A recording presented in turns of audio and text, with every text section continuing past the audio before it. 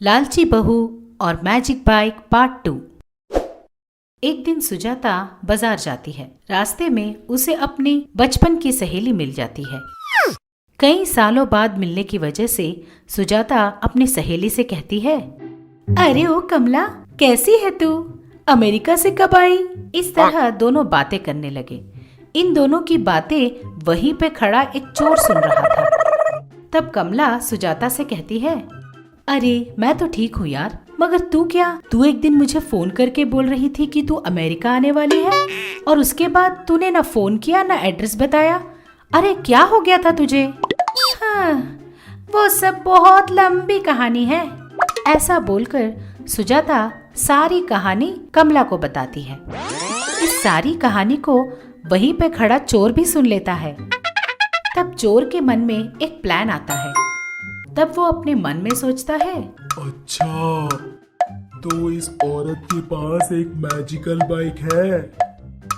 अगर मैं उस बाइक को किसी भी तरह चोरी कर लूं, तो मिनटों में कहीं भी पहुंच सकता हूं। तब कोई भी मुझे नहीं पकड़ सकता। ऐसा सोचते हुए वो मन ही मन खुश होने लगा। थोड़ी देर बाद सुजाता अपने घर के लिए निकल जाती है और चोर भी उसके पीछे पीछे उसके घर तक पहुंच जाता है। सुजाता के घर के सामने खड़े होकर वो चोर बोलता है, बहन, अरे ओ बहन। इस तरह वो सुजाता को बुलाता है। तब सुजाता बाहर निकलकर बोलती है, अरे कौन हो आप? क्या चाहिए आपको? अरे ये क्या बोल रही हो बहन? आपने मुझे पहचाना नहीं? अरे मैं चंटी हूँ। मैं रोज आपके लिए हलवा लेकर आता था, याद नहीं? इस तरह वो कहता है। तब सुजाता मन में सोचती है, इसे कैसे पता कि मुझे हलवा बहुत पसंद है? हो सकता है मैं सचमुच इसे जानती होंगी। चलो कोई बात नहीं, 2 मिनट बातें करने से क्या हो जाएगा। फिर से उसे हलवा लेकर आने को बोलूंगी। हाँ चंटी, अचानक देखा ना तो मैं तुझे पहचान नहीं पाई, मुझे माफ कर दे। अच्छा ये बता, अरे कैसा है रे तू? लेकिन ये क्या, तू अपनी बहन के पास खाली हाथ ही वापस आ गया?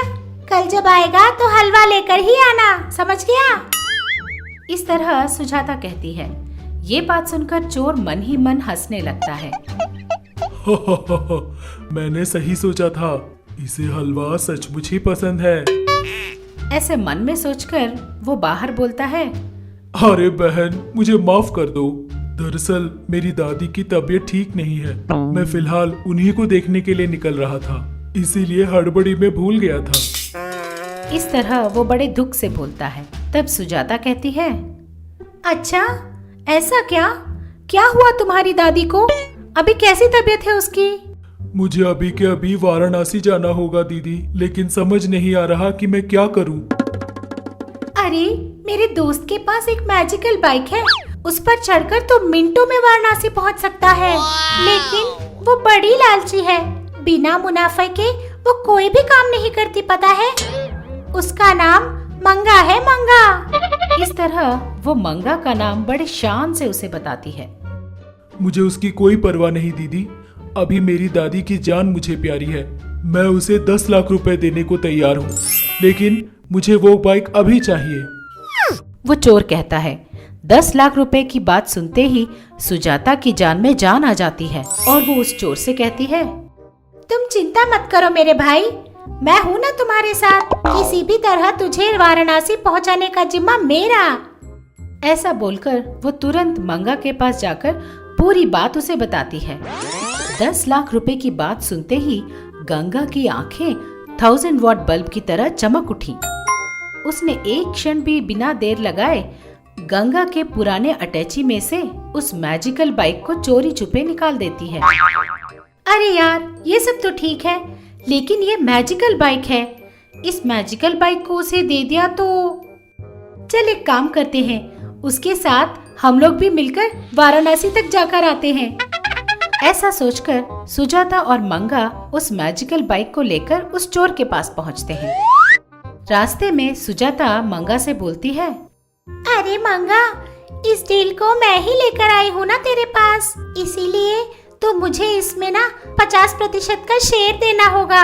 इसका मतलब 10 लाख में 2 लाख मेरे, 8 लाख तेरे, ठीक है?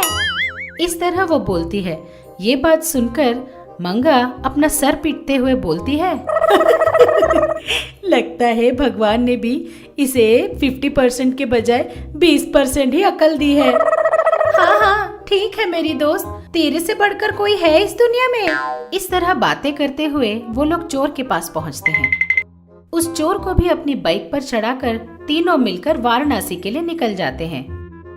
रास्ते में बहुत भयानक जंगल आता है।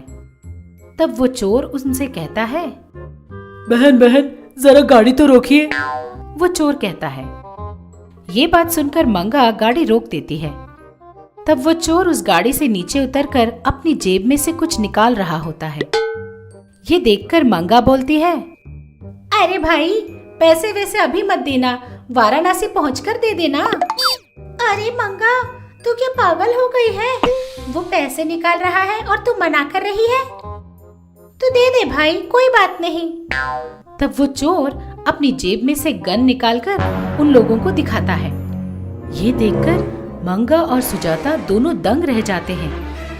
डर के मारे मंगा अपनी दोस्त से बोलती है, अरे तूने तो कहा था ये तेरा भाई है, लेकिन इसने हलवे की बात की थी। वो रोते हुए कहती है। तब मंगा बोलती है, अरे तूने हलवे के चक्कर में हम लोगों को फंसा दिया ना, कहाँ मिला था ये तुझे? इस तरह वो उसे डांटने लगती है। तब वो चोर उन्हें वो गन दिखाकर वो मैजिकल बाइक लेकर वहाँ से निकल जाता है। लेकिन गंगा और उसकी दोस्त उसी जंगल में फंस जाते हैं। उन दोनों की समझ में नहीं आता कि वो लोग क्या करें, इसीलिए वो वहीं बैठकर रोने लगते हैं।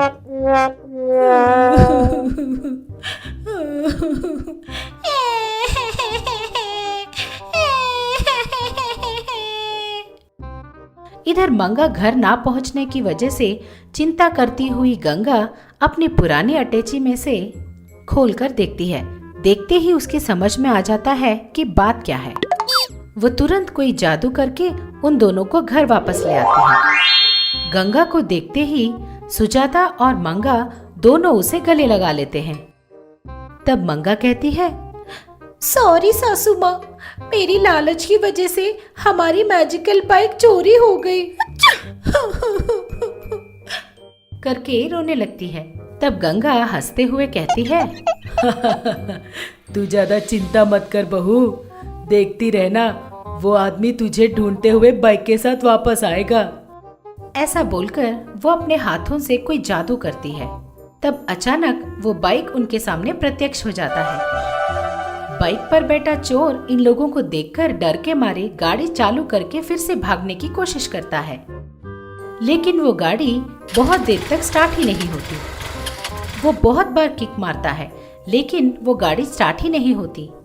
उल्टा उस चोर को मजा चखाकर उस गाड़ी से नीचे उतार देती है। इससे उस चोर का सर चकरा जाता है और वो नीचे गिर जाता है। तब वो चोर उठकर वहां से भागने की कोशिश करता है, लेकिन वो चोर समझ जाता है कि ये सारा जादू गंगा का किया हुआ है। तब वो चोर तुरंत गंगा के पास पहुंचकर बोलता है, माँ जी मुझे माफ कर दीजिए माँ जी, मैं जिंदगी में कभी ऐसी गलती फिर नहीं करूँगा। इस तरह गंगा अपनी लालची बहू को एक और बार बचा लेती है। वहीं पर खड़ी सुजाता बोलती है, थैंक्स आंटी, आपने हम दोनों को फिर से बचा लिया।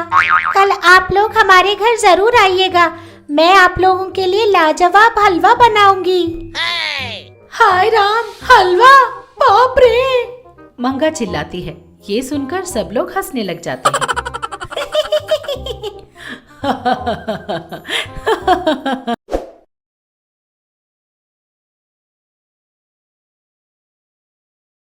लालची बहू, मददगार भूत। एक दिन मंगा अपने खेत पर काम कर रही थी। काम करते हुए अचानक से कुछ जोर से लग गया। अरे ये क्या है? नरम मिट्टी में कुछ पत्थर जैसा लग रहा है। कहते हुए दोबारा खोदने लगी। दोबारा टंग सी आवाज सुनाई दी। अरे ये है क्या? कहीं तिजोरी तो हाथ नहीं लग गई? कहते हुए वो खोदने लगी। तब मंगा को एक पुराना दिया दिखाई दिया। ये क्या? मुझे तो लगा कि कोई सोने से भरी तिजोरी मिलेगी, पर यहाँ तो कोई पुरानी सी मिट्टी से लथपथ दिया मिल गया। इसका मैं क्या करूँ? कहते हुए उस दिए को पीछे फेंक दिया और दोबारा अपने काम में लग गई। थोड़ी दूर जाते ही मंगा को एक छोटा सा सिक्का मिला। हाय रे दैया, सुबह सुबह उठकर मैंने अपना ही चेहरा देखा था क्या? खेत में मुझे सोने का सिक्का मिल गया। मन ही मन वो बहुत खुश होने लगी। कहीं ये मैजिक लैंप तो नहीं? इसे पीछे फेंकने के बाद ही मैं सामने गई और सोना मिल जाता तो कितना अच्छा होता, ऐसा मैंने मन ही मन में सोचा था। मैं इससे कुछ मांग कर देखती हूँ। मुझे अभी भूख लगी है, कुछ गर्मा गर्म खाना मिल जाए तो कितना अच्छा होता। और जैसे ही दिए ने सुना, फौरन ही मंगा के सामने गर्मा गर्म खाना आ जाता है। पूरा खाने के बाद मंगा उस लैंप की ओर देखती है। ये कोई मैजिक लैंप जैसा लग रहा है। अब तक मैं अपनी सास की मैजिक चीजों का इस्तेमाल करती थी, अब ये चिराग के साथ मैं भी बहुत मैजिक कर सकती हूँ। बोलते हुए उस चिराग को अपने हाथ में लेने गई तो चिराग हिलने लगा। उसे देखकर मंगा चौंक गई। अरे ये क्या? ये दिया ऐसे डांस करने लगा। लगता है इसके अंदर कुछ है। कहते हुए उसने चिराग के अंदर देखा। उतने में उसे उसके अंदर से एक आवाज सुनाई दी। दीदी सुनो ना, मुझे इसमें से बाहर निकाल दो, तब मैं आप जो कहोगी वो सब करूँगा।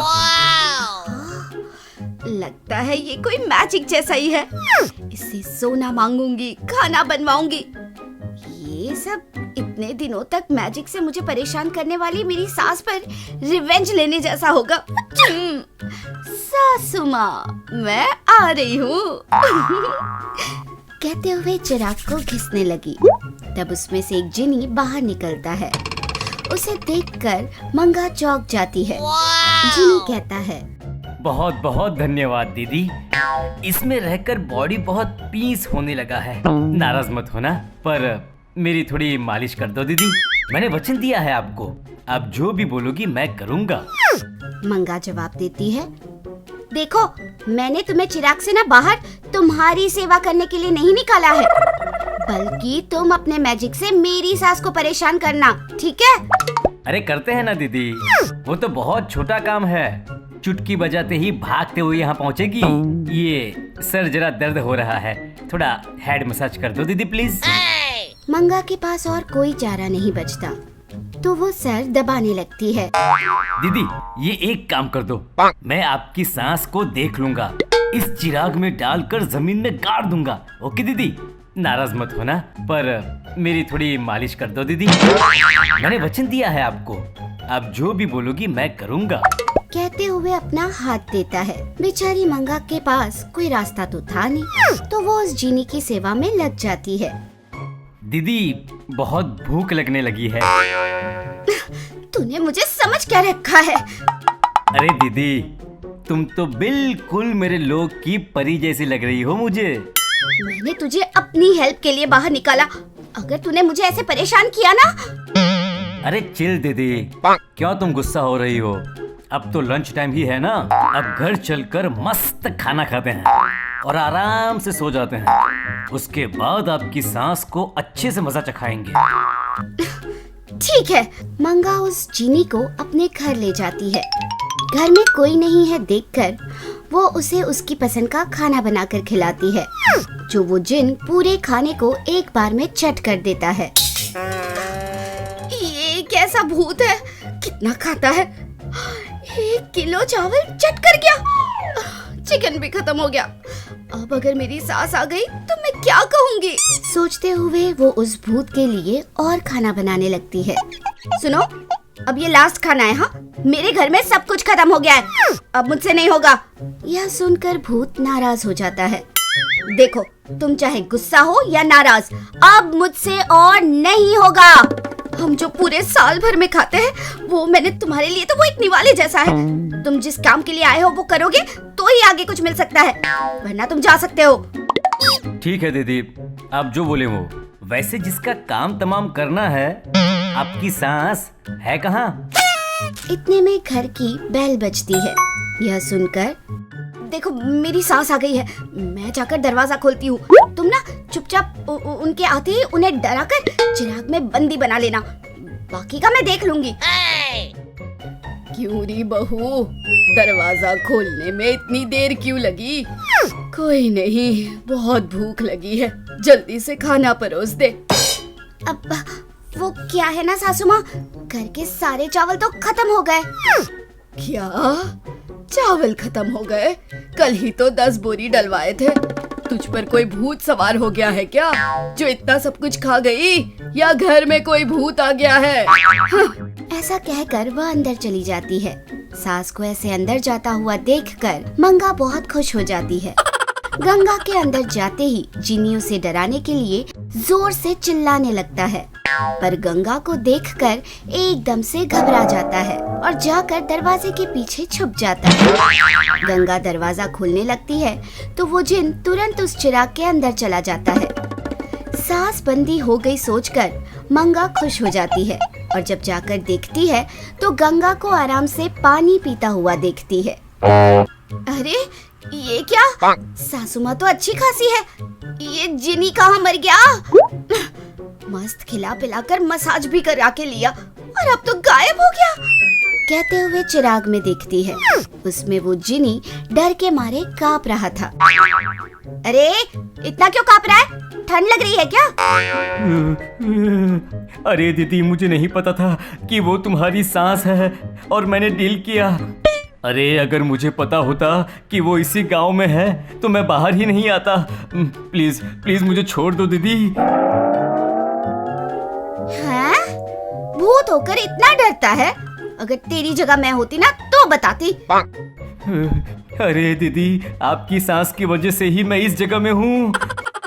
उनके डर से ही मैं यहाँ छुपा हुआ हूँ। मरते दम तक जिसे नहीं देखना चाहता था, तुमने तो उसी के सामने मुझे भेज दिया। मुझसे नहीं होगा दीदी। क्या है ये सब, क्या बोल रही है? सच बता, घर में रखे सारे धान कहाँ चले गए? देख, कुछ भी करके वो सब चावल के धान को वापस कर दे, वरना मैं बोल दूंगी कि वो सब तूने ही खा लिया है।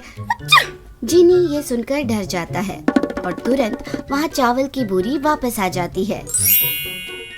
वो क्या है ना सासू माँ, वहाँ एक चूहा घूम रहा था तो मैंने ये सब यहाँ रख दिया, कहकर जिनी की ओर देखकर आंख मारती है। अरे दीदी, तो अब आप मुझे ऐसे इस्तेमाल करोगी? दीदी ऐसे इस्तेमाल करोगी? ऐसा कहकर जिनी रोने लगता है। हमें यकीन है कि इस एपिसोड ने भी आपको खूब हंसाया होगा, तो देर किस बात की, बजाओ घंटी और करो सब्सक्राइब। आप गंगा के फैन हो या मंगा के, ये जरूर बताना। ऐसे और मजेदार वीडियोस के लिए देखते रहिए चाचा टीवी।